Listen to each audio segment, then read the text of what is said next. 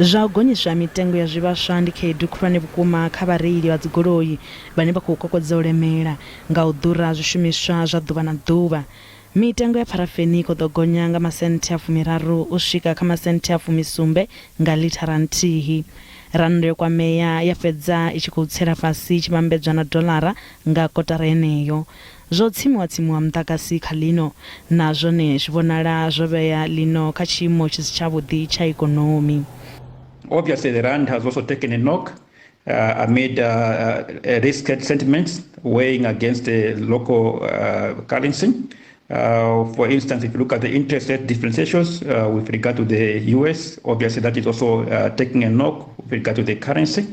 A number of factors also weighing against us, load shedding, obviously having a negative impact on the South African domestic economy. So that have seen the Rand actually trading in between the levels of 17 Rand to almost close to 18 Rand in the month of February.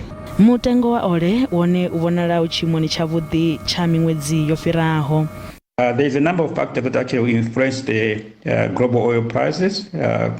For instance, there is much talk of the Russia cutting exports by 25% from its western ports in March. Obviously, to also put a pressure in terms of the global oil prices going forward. Hu ḓo vha na muthelo muswa wa zwivhaswa une wa khou ḓo thoma matshelo nga ḽa u thoma ḽa ṅwedzi wa Ṱhafamuhwe. Izwo zwi khou lavhelelwa u vhea mutsiko muhulu kha mitengo ya zwiendedzi.